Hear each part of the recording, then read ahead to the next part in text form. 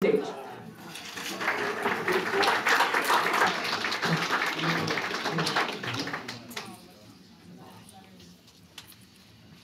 Everybody, welcome to the after lunch spot. My name is Rumsey. I'm a hydrologist at the U.S. Geological Survey, and I'll be presenting Ben. All right, thank you. So I am Ben Stireman. I'm the Deputy Director of the Division of Forestry, Fire, and State Lands, and I oversee the lands and minerals portion of the division. I'm incredibly grateful to be here presenting with Christine today, because I know no matter how horrible I do, Christine's going to be able to carry me and make me look really good. So anyway, happy to be here.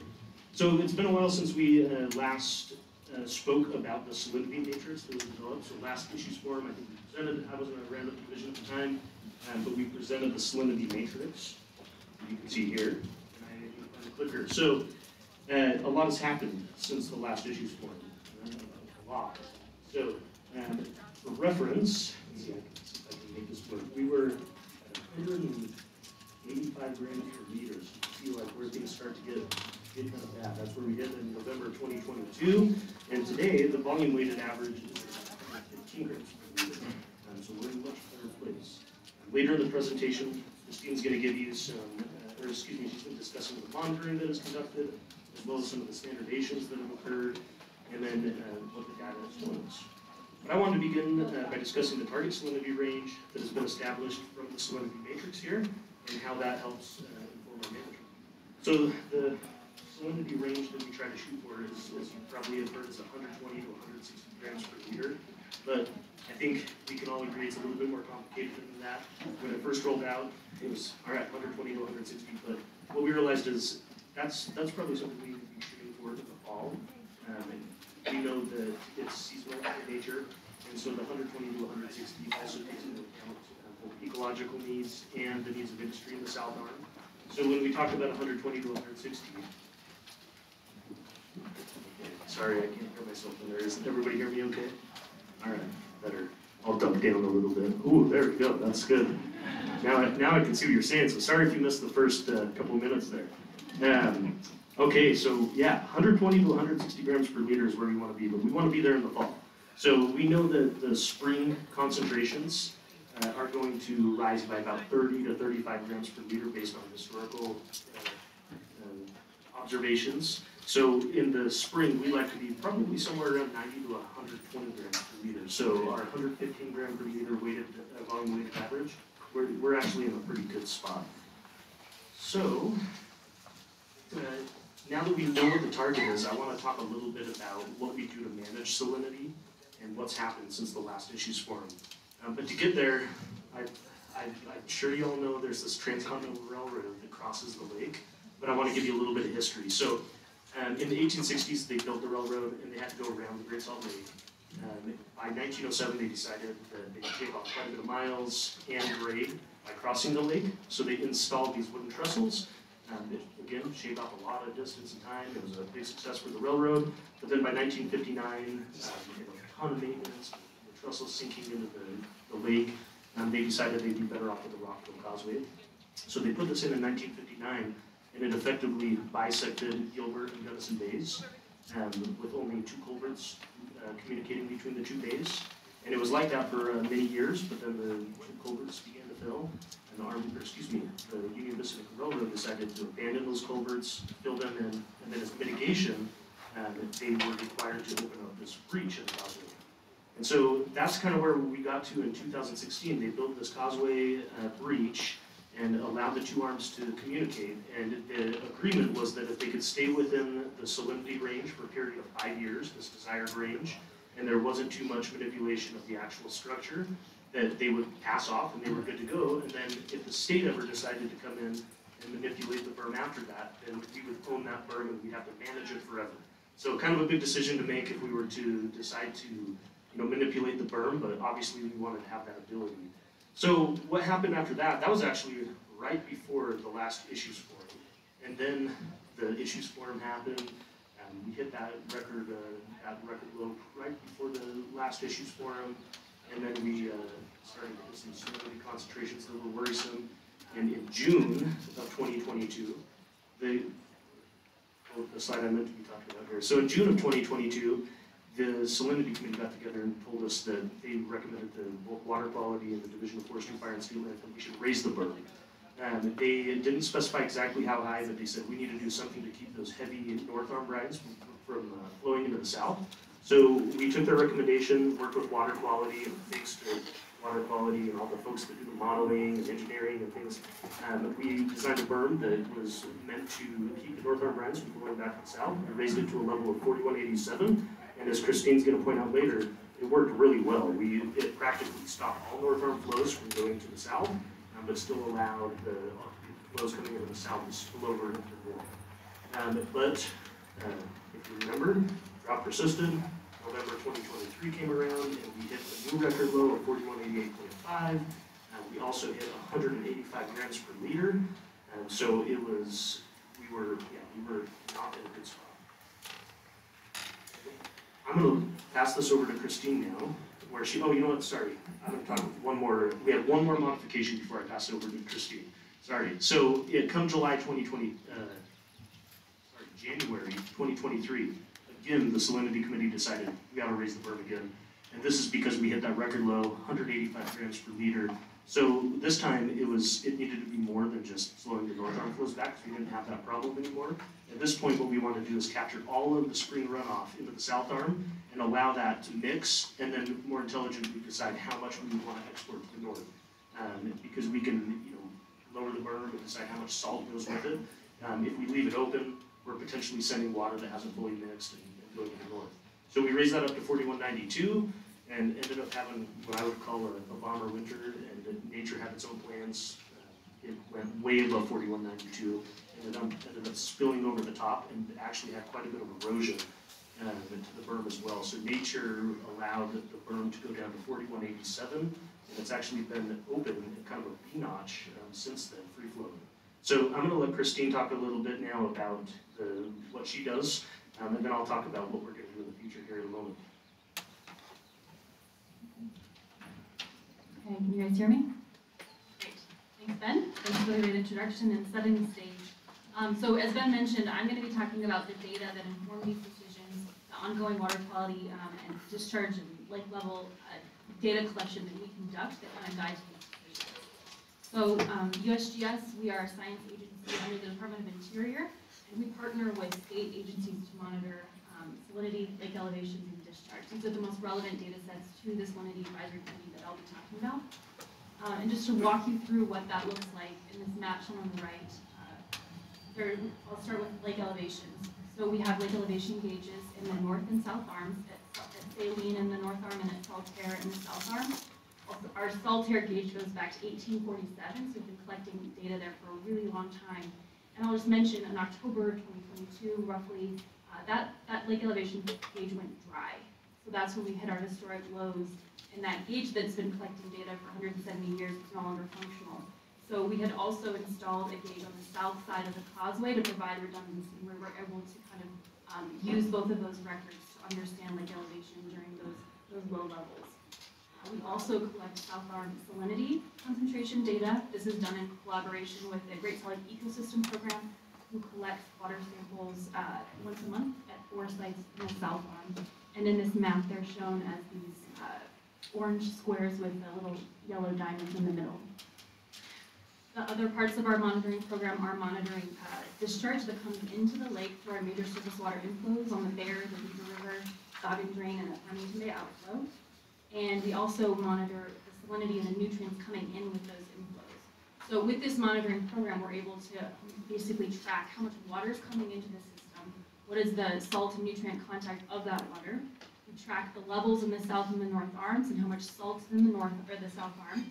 And we also track the exchange of water at the causeway breaches. And I didn't mention those, but we also have discharge gauges at the lakeside breach, which is the far west breach on the causeway, and then what we call the new breach, which was constructed and opened in 2016. And we'll be talking a lot more about that site moving forward. And I just want to say, there's a lot of people at USGS who make this monitoring happen. It's a really big effort to collect all these data, to make sure that they're done robustly, that they're of high quality. And so I just want to acknowledge many of my colleagues, Hannah McElwain, Erica Rao, Wendy Carlson, a lot of people make this happen. And with regard to salinity, the Salinity Advisory Committee identified a kind of a standardized method for measuring salinity in the Great Salt Lake, and that is using the Great Salt Lake equation of state. This was an equation developed by David Nass over a decade ago, and what it basically does is it takes the physical parameters of salinity, density, and temperature of a water sample, and it relates them together in an equation that is shown at the bottom of the screen. And I find this to be really impactful and really a huge contribution to our ability to monitor salinity in the Great Salt Lake, because what it allows us to do is to use a really simple device called a densiometer to measure the density of water and then calculate salinity in grams per liter. So this is the kind of method that's been selected by the Salinity Advisory Committee to track salinity, and it's used by multiple agencies. And now I'll dive into a little bit about the routine monitoring we do at the New Breach. So this is the site where the management berm is located. It's where the north and south arms communicate, where they're able to mix. And it's really a complicated site. There's a lot of fluid dynamics happening here, and it makes it pretty challenging to understand exactly all what's going on. But we've thrown everything but the kitchen sink at it, and I'll go through some of what we do there. And this site is really managed by Andrew Carlson, who is in our office. And just to start off with, this site, it's an open channel. It's an opening, about 100-foot wide opening in the railroad causeway. And what it looks like, in this picture you can see kind of in the top right, is that the south arm flows into the north arm, and then the north arm, because it's so much more dense, it's really hypersaline, it sinks below, and then it flows under the south arm flow. So you have two different waters moving in opposite directions, what we call bidirectional flow, happening in an open channel at this location. And so when the berm is lower, as it was originally constructed at 4183, the elevation of that, you get this bidirectional flow, and it makes it really difficult to measure and discharge continuously. So what we've had to do in the past is basically have a technician with an instrument out there collecting a discrete measurement of discharge or flow every time we want to know what that is. And we do that about monthly. A whole bunch of other instrumentation has also been installed at this location to try and get at a model that we collaborate with Utah State on to try and model what those flows are. And some of those data inputs include water surface elevations on both the north and south arms of the lake, of the causeway. We track water column velocities. We have an uplooker, an instrument that we deploy kind of at the bottom of that cross section. It monitors water velocity at different depths throughout the water column. We also track weather parameters like air temperature, wind speed, and direction, and barometric pressure. And then finally, we conduct bathymetric surveys. So we're basically trying to understand how that cross section is changing through time in response to different conditions. And those are all really important input parameters for a fluid dynamic model, essentially, that predicts what those flows are. And then we collect water quality samples there to measure nutrients and salinity. So essentially what we're trying to do here is understand the mixing between the north and south arms. How much flow is kind of coming across that for each direction, and how much flux of constituents like salt and nutrients is being carried with that water. And one of the most, most important data sets we generate through all this monitoring program is the salinity data from the south arm. And so here's a plot of salinity in grams per liter on the y-axis. And apologies for those of you who may not be able to see the x-axis, but that's time, starting from when our record started in 2010 to 2024. Our most recent measurements are from last week when GSLEP collected samples on May 2nd. So this goes up to last Thursday. And there's a number of really neat things that we learned from this data set. And I guess I'll point out that shallow samples are shown in the purple triangles, and the deep samples are in purple dots. And there's this kind of gray band throughout, which designates the kind of the beneficial range of salinity, that is 120 grams per liter to 160 grams per liter. And we see this really predictable pattern from season to season in salinity. So when we get spring runoff occurring, we get a ton of water entering the lake. The resident salt mass in the south arm is diluted, and so we see salinities decreasing during that time. So there's an inverse relationship between water levels and salinity. And conversely, when we enter kind of the summer and fall, when the rate of evaporation exceeds the rate of water inflow, we see water being removed from the system and salinity concentrations increase in those times. So very predictable patterns we can observe here. And we also see in this record the effect of openings in the causeway. waterway and what the connectivity between the north and the south arm does in terms of stratification in the south arm. So as I described at the new breach, when that's completely connected, the north arm water dives below, flows below, and it actually just stays down there in the south arm. And so you can kind of see that when those purple dots deviate from the purple triangles, those are periods of time when we're seeing stratification in the south arm water column. Really just giving us an indication of how well mixed, how the connectivity between the north and the south arms behaves each time. And what we'll be digging into more is that the effect of these berm modifications on salinity and on flows. And I just kind of want to highlight where we were prior to July 2022 when the first berm modification went in. At this, so during this time, from about 2020 to 2022, we had seen multiple years of declines in lake level.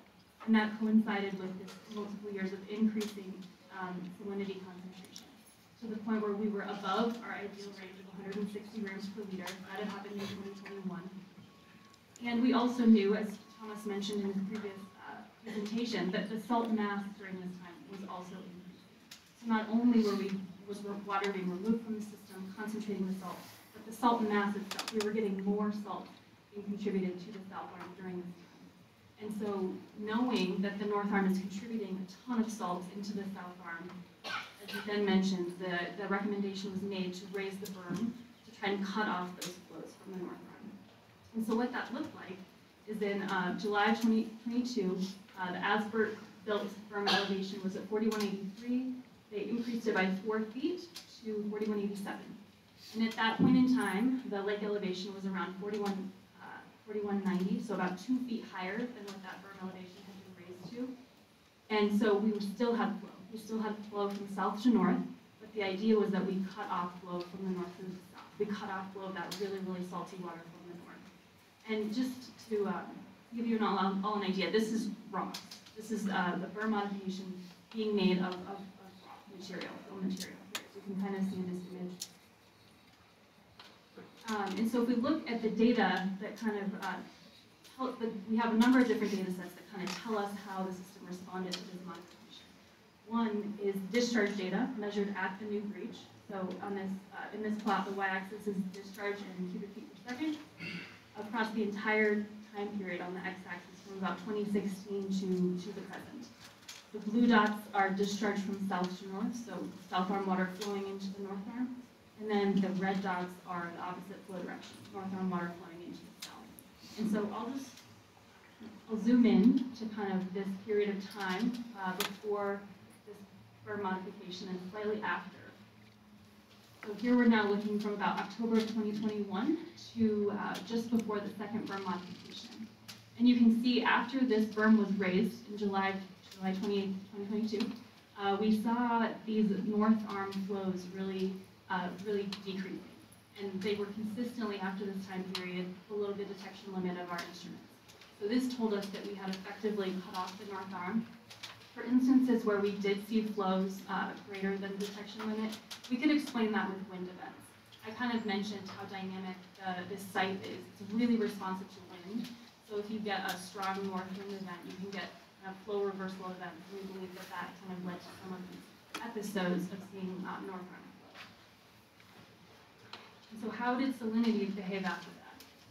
Here I've kind of zoomed in from October of 2020 on the salinity plot to about February of 2023. And here I just kind of threw in all the data we have. So that's what all these different colors are. But as Ben mentioned, we did the berm modification in July 2022, and we still saw the salinity increasing after that time. We'd expect that because this is kind of the evaporation season, water's being removed from the system, and salinity concentrations are increasing. And as you mentioned, we reached salinities that range from about 170 to 186 grams per liter. So this is well above our 160 grams per liter maximum target. And we didn't know what to expect. We didn't know what the following runoff year was going to bring. The previous 2 years, we've had a really meager runoff. Maybe the lake rose 1 to 2 feet. We had dilutions of maybe 10 to 20 grams per liter. And we just nobody knew what to expect with this runoff season. And so as Ben mentioned, the decision or the recommendation was made to again raise the berm 4192. And that's what this diagram shows us here. They raised it an additional 5 feet from what they had done in July. And at this point in time, as Ben mentioned, the south arm elevation was lower. So effectively, they cut it off completely. There was no flow this time between the north and the south arms. And we had 2 feet of head between the south arm elevation and the berm elevation. So if we go back to our discharge plot, we can see kind of how those flows evolved in response to that berm modification. So the north to south arm flows remained below detection limit very consistently after they raised the berm once again. But you can also see how the south arm flows, where they had been starting to come up in February a little bit, once they raised that berm to 4192, they dropped off to 0. And in fact, they remained at 0 and cut off for about a 2-month period until about mid-April, when we started to see spillover into the north arm once again. And ever since that time period, we've seen flow going from south to north arm. And I'll just kind of also point out this gray line here corresponds to the secondary y-axis on the right. And that is the difference, the elevation head difference between the north and the south arm. And so we can see when we cut off the connection between the two, the south arm elevation really was allowed to rise, while the north arm stayed pretty a little stagnant, or if not. So that the difference between the two arms is really much higher. And I also want to mention that so the idea behind, I kind of glossed over this, the idea behind this was to really cut off and trap flows, incoming flows from the south arm to maximize dilution. Our salinities were really high. We wanted to use all the fresh water coming into the system to bring those salinities back down. And a relevant mechanism into how this works, we have all these freshwater inflows coming into the south arm, right? They don't mix instantaneously, and they don't mix evenly. In fact, much of our data suggests that there's a short-circuiting of freshwater inflows as they enter the south arm. And so we have observations in the north of Fremont Island, as well as at our 2 causeway breaches. And the salinities there are often much more dilute. We also have kind of visual observation. Kyle Stone has showed us, videos of kind of this freshwater current that actually will bypass Gilbert Bay, the main body of the south arm, and actually just go right into the north arm. And so this is problematic when we have really high salinities, we have fresh water coming in, but a lot of it's just leaving and going to the north arm. And so part of what this berm, that raising of the berm allowed us to do was to cut that off and to promote more efficient mixing of that fresh water coming into the south arm. So if we take a look at our salinity plot once again, salinity gram per liter on the y-axis from about October of 2020 to the present, we can see here we were between these two berm modification events, really high salinity in the fall, and we had a huge amount of dilution happening last year. A lot of it due to this huge increase in lake level and a really great runoff here, really great snowpack. But yeah, magnitudes of dilution that year were 50 to 60 grams per liter. And in our historic record, we have had dilution rates that high in really big water years like 2011 and 2017. But this takes the cake. This is just a bit higher than what we've seen in the past. And since that time, since so we've seen this really large magnitude dilution, we've stayed within this favorable range of what we want salinity to be, or what the salinity advisory committee wants salinity to be. So works. And I'll also mention kind of another thing to keep an eye on, as Ben mentioned, is that the berm changes.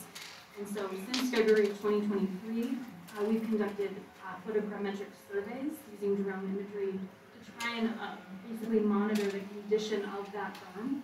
So this image shows orange is basically higher elevations, green is lower elevations. Based on the survey itself, we can say on this right edge of water, the berm stayed at around 4192, or at the as-built elevation that they intended. But moving further west along this cross-section, we see that the elevation really cuts down here for about 2/3 of the cross-section. It's less than, the elevation is less than what it was built as. And actually looking at the profile itself, so this is on the The left is the west side of the cross-section, and on the right is the east side of the cross-section. You can see how the berm has completely changed and eroded away from its originally built elevation of 4192, which is shown in this straight line. And at the deepest point, which is about in the middle, the deepest point of the V-notch, as we're calling it, is about 4.7 feet lower than what it was built at. So we track this, it's relevant for modeling flows, for estimating flows as they're going from south to north. And yeah, just keeping an eye on the conditions of how this berm is performing. Given the data that we have, all the monitoring that's conducted at the new breach, we can actually pinpoint exactly when that erosion event happened. We basically had a blowout last June. We estimate that it was June 12th, and that's shown by the water velocity profile data that we collect there. This is on the x-axis, y-axis, water velocity through time, and you see this really notable shift in water velocity. So basically, something shifted in the berm, the rock was loose or something, and it basically just allowed faster water velocities, faster flow to develop there. And it's actually worked out quite well, because now, I kind of had mentioned in the beginning how you have this bidirectional flow, it's really difficult to gauge. Well, now with the erosion of the berm, it's actually behaving more like a river channel, such that we can develop a predictable relationship between lake elevation and discharge, which allows us to kind of fill in the gaps of all of our discrete discharge measurements shown in these dots. We can now predict flow pretty reliably using lake elevation alone. And that's based on how the cross-section has eroded, how it's behaving, kind of like more of a stream at this point. So we're taking advantage of that. It's a great opportunity for us to get continuous discharge at this location. So I'll kind of just wrap up by just sharing current conditions of where we are right now. The data USGS collects, this is the type of data that we routinely share with the Salinity Advisory Committee as they discuss conditions of the berm and recommendations for management.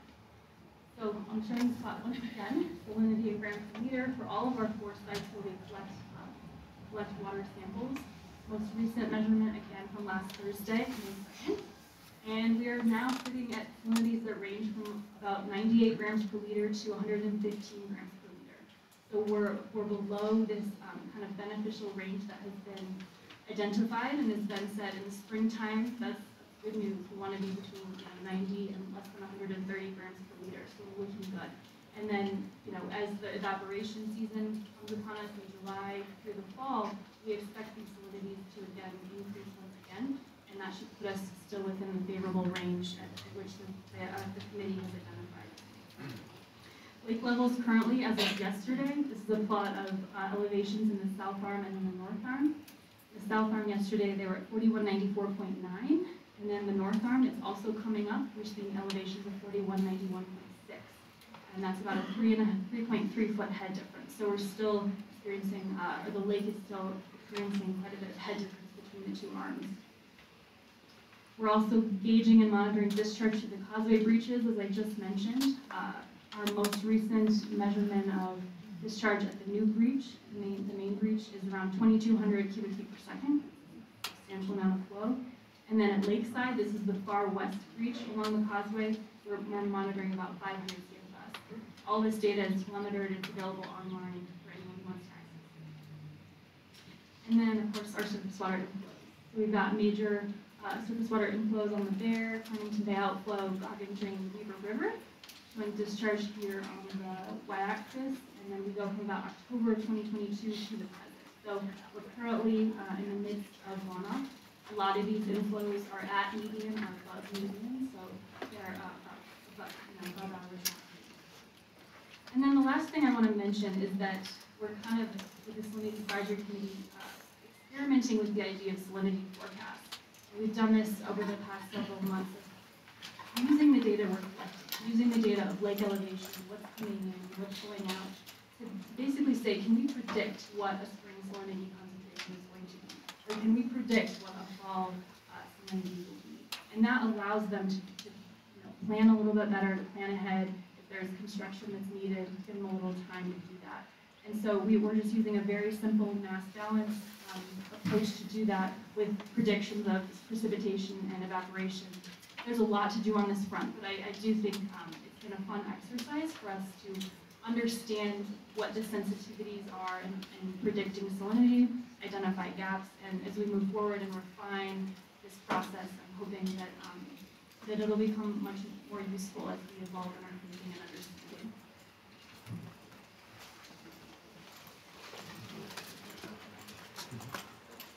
Can't imagine what we would have to live in Christine's head and have all that information, but so for the future of salinity management, I think it's important to talk about like what the next steps are, right? So I think monitoring is going to be key. As Christine mentioned, we need to get a lot of data, a lot of observations, so we can better forecast and better understand what's going to happen based on those conditions. So thanks to UGS, thanks to DWR, the Division of Wildlife, thanks to USGS, water quality, all of the folks that are out there monitoring and sampling, using those standardized methods, it all plays into being able to better forecast and better inform how we're going to manage that burn in the future. And then I can't state enough, aside from just getting water to the lake, I think using the berm to manipulate the lake is probably the single best tool we have at our hands to influence salinity and keep that ecosystem healthy. So I do want to touch on that though, because I think we have received a little bit of criticism about abandoning the North Arm. And I just want to assure everybody that that is not the case. We love the North Arm. Big fans of the North Arm, actually. But the North Arm serves a great function. It's typically concentrated, right? We see salinity concentrations there that don't host the same ecological function that we have here in the South. But it's a really important aspect to how we manage the salinity. If we can move salt to the north, we're getting rid of it out of the south. If we were to simply cut the north and the south off, the salinity in the South Arm would just continue to rise, and it would never be diluted, or we'd never get rid of any of that salt. So it's really important that we have a plan and a way to move water and have that interchange between the North and the South Arm. And so with that said, what are we going to do with the berm in the future? I'll say right now we have no plans to modify the berm between now and the end of spring runoff. As Christine said, it's running like 2,200 CFS, so it'd be pretty hard to do anything in there. But aside from that, we also need to know what happened to the berm since the last runoff. So we're already discussing with USGS having to go out and do another survey so we can understand what happened in the erosion that's occurred. And then we also need to understand where we are at with salinity once runoff is done. My gut is that we're going to keep seeing salinity drop a bit. We're going to be moving a lot of salt to the North Arm as the lake levels start to equalize. And then as far as the future goes, we do have a desire to come up with a salinity management plan. Director Jamie Barnes will be talking a little bit about our comprehensive management plan tomorrow. But the salinity management plan is something that I think we can do as a standalone, and it might be a good supplement to our CMP. I anticipate that our salinity advisory committee is going to have a big hand in this. So thank you to all the folks that volunteer on that committee. And so we look forward to having a good plan moving forward on how to best manage that burn. Again, forecasting is absolutely crucial. So all the work that Christine does, all the measurements we get, that's what's going to help us decide when to pull the trigger and make those modifications, when to release water, when to collect it. That's truly going to be the art there on that. And then engineering. This last session in HB 453, they appropriated $500,000 for us to look for some better solutions than this crude pile of rocks. I think that it doesn't have to be just right there in the breach. I think we're kind of looking at this a little more holistically. Like Christine said, one of the challenges of the breach is that we have water coming out of Bear River Bay and it hits Gilbert Bay and it's not quite mixing. So we might look at options to encourage better mixing before we transport it to the north. Maybe there's a really great solution in the breach that can more effectively transport water. One of the limitations we have is that it takes a really long time to move water through that breach. Even at 2,200 CFS, it doesn't come anywhere close to keeping up with the inflows in the lake. So that's a big challenge. But we are going to, we're right when I get done with this, I'm going to go finish that request for proposals, and we'll get that on the street. So any of you engineers out there that want to bid on that, we hope you do. And then I will say, I just wanted to show you who the salinity committee is, so you know who the folks are making recommendations.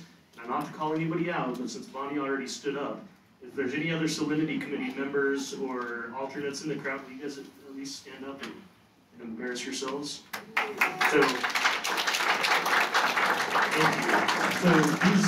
there's a lot of brain power on the Salinity Committee, and I really just wanted to highlight those folks. There's a lot of people that are missing here, but the Salinity Committee, like I said, has a ton of brain power. They're making the recommendations to the Division of Forestry, Fire, and State Lands and the Division of Water Quality to make those modifications. And all of these folks that work for research institutions, for the state, for the federal government, they don't get paid extra to be on the Salinity Committee. They just add that onto the stuff they already do. So we're really grateful to have them their time and their brain power on that. So anyway, I think we might have a few extra minutes for questions, and both Christine and my contact information are here if you all need anything, but he's telling me about 5 minutes, so if you have any questions, we'd be happy to answer those.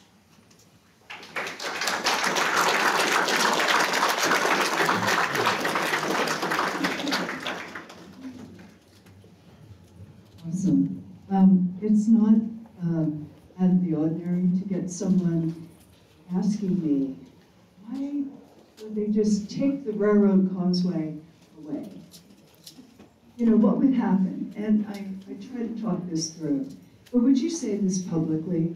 If suddenly tomorrow we decided to dismantle the entire railroad causeway, not that we wouldn't encounter resistance from the Pacific Railroad, but if somehow that all came together and we had that option, what would happen? We should have talked about that question before you asked it. I think that's a really complicated question, and I don't know that I can tell you exactly what would happen, but I think we'd have a massive salt problem in the South Arm. It's again, I think that there's this somewhat artificial ecosystem we have in the South Arm because we do, there's no inflows going into the North Arm, so we would have a lot of salt and a lot of catching up to do. So I think we would have a different discussion about Wilson Fowler Oaks and all the different birds and things that rely on the South Arm. Probably wouldn't have such a robust aquaculture industry. Christine, I don't know, do you have anything to add to that? I'm sure you do. I mean, Lynn, I will say that Brian Loving in 2000 completed a salt balance for the lake. And in those calculations, he basically modeled what the South Arm salinity is now, he modeled what the North Arm salinity and salt mass are now, and he also calculated a theoretical salt mass of what it would be if there were no railroad causeway. And it's much higher than it would be in the South Arm. So effectively, the way I understand the system is that, and how it's being managed now, is we're sequestering salt in the North Arm. It's being stored there. If you were to basically mix all of those together, the salinities lake-wide would go up. That's my understanding of the salt balances.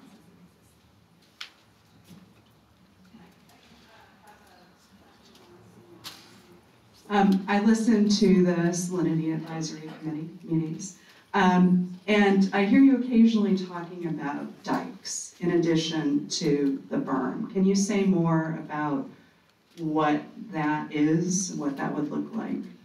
Sure. So I don't know that our division, Forestry, Fire, and State Lands, has been super exploratory on the idea of dikes, but it's a concept that exists, right? Like, so I think when you look to places like Salton Sea, that's a tool they're utilizing there, and it's kind of a last-ditch effort. So I think it's a tool we would keep in our back pocket if things really got worse. But I think the real answer is, let's get some water to the lake and leave the dike issue behind, unless we get to those drastic circumstances. But if we do get there, it is something we would consider. But I'm really hopeful we'll never have to, put a dike in to be able to salvage the ecosystem. Do you have anything to add to that? Okay. Okay. Just kind of curious to what extent the mineral extraction industry has on salinity. Could you comment on that? You all have some really tough questions. That's a study that we're looking at funding with the Great Salt Lake Advisory Council. I think we all know that the mineral industry is taking salt out of the system, but they're also concentrating brines at the same time. So to me, it's a big question mark. I think that both mineral industry and the Division of Forestry, Fire, and State Lands would like the answer, so we can better model and better understand those systems. Do you have anything to add to that one? Okay, it's complicated though, but I hope that maybe by the next forum we'll have some answers to that. Maybe that's a standalone presentation that we can do with industry and those who model it. Thanks for the great presentation.